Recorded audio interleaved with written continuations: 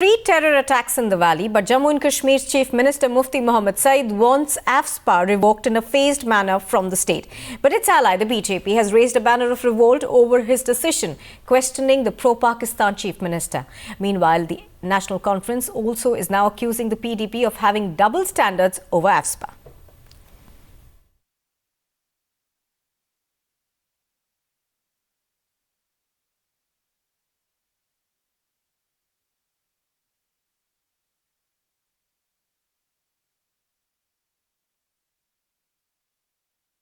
Why you had been protesting inside the assembly today? There were 3 terror attacks within 2 hours in the Kashmir Valley yesterday, and 3 of our great soldiers of Jammu Kashmir Police laid down their lives. And today we demanded to, in the floor of the Jammu and Kashmir Assembly to pass a unanimous resolution against the Pakistan, and call Pakistan a rogue nation. The way Pakistan sponsored terrorist attack, this shows that the people, the politicians, those claim that normalcy reached in Kashmir Valley, this is an eye-opener for all those politicians. And we also demanded the strengthening of Indian Army. And Yesterday we saw that there, in a written reply to one of the members in the assembly, the Chief Minister had said that normalcy has come, and that too at a time when there had been 3 terror attacks, and they are going to revoke partial withdrawal of Armed Force Special Power Act. Not at all. How it can be? We have seen 3 attacks in 2 hours in Kashmir Valley. 3 of our Jawans laid down their lives. Many of them are injured. There were attacks in Samba, in Kathua district, in the police stations. How can you repeal the Armed Forces Special Power Act? So BJP will not allow this. The BJP would never allow the weakening of security forces in Jammu and Kashmir. It will lead to the serious consequences. On one hand, Chinese army has started incursion in Indian territory in Ladakh region of Jammu and Kashmir. And on other side, Pakistani-sponsored terrorists are regularly infiltrating in Indian territory and playing foul. And they are responsible for bloodshed, attacking the Jammu and Kashmir police stations, attacking the army convoys, army cantonment areas. How can AFSPA be repealed? In the assembly, they are protesting against any attempt at revocation of AFSPA.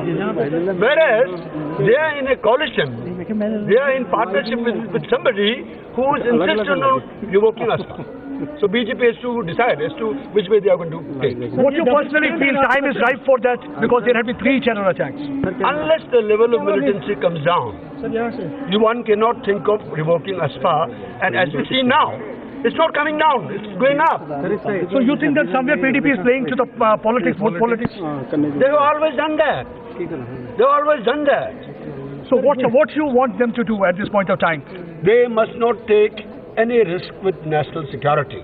As far as national integrity is concerned, security is concerned, there should be no compromise at all. Keep Satan alive. To invite people to the church, this is an old proverb Khalil Gibran gave to the world. Keep Satan alive and prosper your church. To keep this terrorism alive in Jammu and Kashmir is a prosperity for any Kashmiri leader. And Mufti Sahib is trying to promote his vote politics, vote bank for the coming election, because he knows that this is an end of the present government in Jammu and Kashmir, because BJP cannot afford to carry Mufti Sahib on their crutches any longer. There is a disaster. But I think now Mr. Mufti has become the Chief Minister. He has absolute power. He also should have changed his mind and talked like an Indian nationalist, respected the Indian army. Even now, during the flood, these are army soldiers from out of the country who are rushing to Kashmir to save the poor Kashmiri victims, flood victims.